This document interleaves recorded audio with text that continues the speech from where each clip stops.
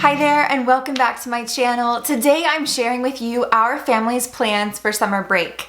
So a lot of people want to know, will I continue schooling through the summer, or am I going to take a holiday or a break and then begin a new year in the fall? So we will be taking a break this summer. We will finish up our school year next week. So we will take all of July and August just to have some time together and spend some leisurely mornings.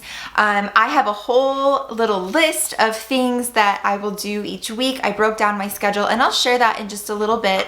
But I do want to just quickly share with you a Parents Review article quote by Mrs. Ralph, and this is from the Parents Review Volume 14 about holidays. I add a second that whatever other considerations we strive to give effect to, we must never forget that holidays must be holidays to be of their greatest use.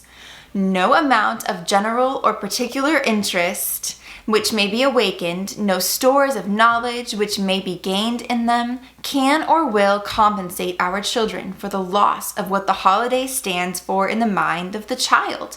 A perfectly happy-go-lucky or go-as-you-please time, when everything in the shape of organization, even organized games or walks, not to speak of lessons or drill, shall be done with as completely as possible, and the child shall be allowed to be alone with children or siblings, and with nature a good part of every day. So this article was titled Useful Holidays, and I just think it perfectly describes the need for some rest. And I know that every family, whether they're a Charlotte Mason homeschooler or another type of homeschool family, every family has their way of taking those restful breaks. Some of them, will take a break between terms. So there'll be like a week or 2 weeks between terms, or there'll be like a 6 weeks on, 1 week off, 6 weeks on. Every family is different. And for us, we typically do term 1, a week off, term 2, a week off, term 3, summer break, and then we start over with the next year, term 1. And that's really just because we spend so much time outside, and when the weather is beautiful, I like to dedicate that time to being out of doors as much as possible. And like it said, holidays, let them be holidays. Don't try to force lessons or anything else if you want to. Again, your homeschool is your homeschool, but for us, that's what we do. And so with that, there are things that I still feel are important to do each day. So our family reads the Bible every day. We do it as a family, and even though our lessons have an Old Testament and a New Testament lesson, I still, even on the weekends, we go to church and read our Bible. I'm reading Proverbs to them. So I actually have a little schedule here, and there are things that we'll do each morning after we eat our breakfast. Actually, just 2 things. One is reading from the Bible, whether it's a simple verse or a passage, whatever we have time for. And the other is actually a habit-forming activity. And so this is, I'll link it in the description here, but this is what I'll be focusing on this summer. I've shared this before, and we did start it during our very busy cross-country move, but I actually would like to start over with this because it has a daily guide that you follow. So there's days 1 through 5, and it's, I want to say, several weeks long, so we may not even cover it the whole summer. These are the kids books, and then this is the family book, and I don't know if we'll use the kid books because they're coloring sheets, so we'll see. But this is the Our 24 Family Ways, and this is a very good beginner habit training program. It is not Charlotte Mason based, but it's written by Clay Clarkson, which is the husband of Sally Clarkson. So there's just 24 family ways, and you spend 1 week on each family way. So it's a total of 24 weeks. But yeah, I am going to go through this with my kids. It has a 5-day plan.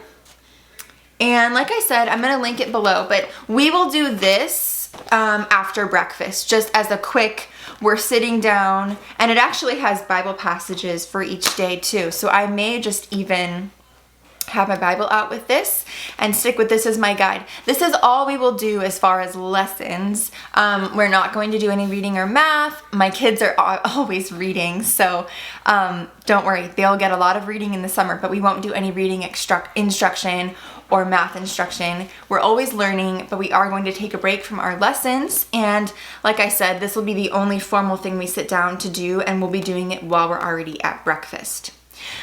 The other thing that I have, because summer, you have to have structure, and I'll touch on that in a little bit on how I keep structure in my days, even though it's summer. And the other thing that I have is this handicraft guide. This is by my friend Erin over at the General Classical Preschool. This is a wonderful book on different handicrafts you can do. There's recipes, there's projects. It is a unit study, but I won't treat it that way. I will just look at the different crafts in here, and we will do them together, or the recipes. Summer is honestly hard for me because I like structure, and it's not my favorite season because it does lack structure. And so for me, and I did this a lot when my children were very young and we didn't have like lesson times or anything, I did this for myself just to keep myself sane and to keep myself anchored and have a focus each day of the week. So what I did was I wrote out just on a piece of paper Monday, Tuesday, Wednesday, Thursday, Friday, and this is our summer plan. So I wrote down the days of the week, and then I wrote something we'll do every day, which is breakfast, right? So each day has breakfast, each day has Bible, each day has our family way, right? So that's like a quick chunk of the morning, and we'll do this leisurely, right? And then each day is the highlighted portion here. I have a little assignment for the day, or like thing that I will focus on or do. So each day we have kind of our focus for the day. So on Mondays, we'll go to the library. On Tuesdays, we will go to the pool. And Wednesdays, we'll see friends. Every Wednesday, we go on a hike with our friends, or we do nature journaling, or meet up with friends at some point. So I plan that so that I can make sure it gets done each week. So we'll do that on Wednesdays. And then Thursdays, we'll be home. And then Fridays, we will either visit a creek or go to the pool again, since it is summer after all. So that is our, okay, we're gonna be out of the house. This is our out of the house activity for each day. And it just is wonderful. Like when I had younger kids, I would do this, and I would say, okay, on Wednesdays, I'm going to the grocery store. Every Wednesday is grocery day. And your children are smart. Even though they're 2 or 3, they start to realize, oh, like we do this every Wednesday. This is the day we go to the grocery store. So this will help me give a focus to the summer and not just feel like I'm flailing for 8 weeks. And it'll help us kind of stay anchored each day. And if we, veer off of the schedule at all, no big deal. We will be visiting family a little bit later this summer. So obviously we won't keep this schedule, but, that is kind of how I organize my days so that I don't feel like I'm going crazy with no structure. And then afterwards, if we're doing like a non-out of doors activity like the library on Monday, I put out of doors time just to make sure we get that in there, at least an hour or two. Sometimes we'll be out there for hours and hours, like 5 or 6 hours. It just depends on the activity. And then I have lunch on every day, and then I have quiet time on every day. That is a non-negotiable during the summer and the school year. Quiet time is super important for me. It's important for my kids. And then handicrafts is after quiet time, and then dinner, and then bedtime. So this will help me during the summer. It'll help me have a focus, and I will be doing a lot of reading. I'll be doing a lot of personal reading, and then I'll be doing a lot of pre-reading for the next year. So I already have a lot of the books that we'll be using next year. And I've mentioned this before, but I pre-read every book that I read to my children, for the following year. So I'll be spending the summer doing that. I'll be preparing for the next school year and all of that stuff. And yeah, that is pretty much our summer. It's gonna go by fast, and I'm excited because I really love the fall. I love back to school time.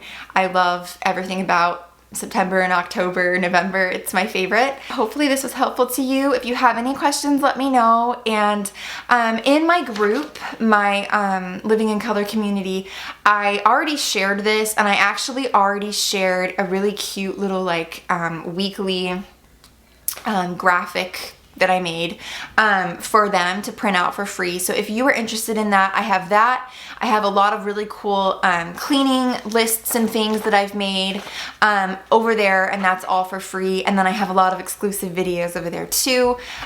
So go check that out if you're interested in that. I will link to everything that I talked about in the description. Thank you so much for watching, you guys, and I will see you next time.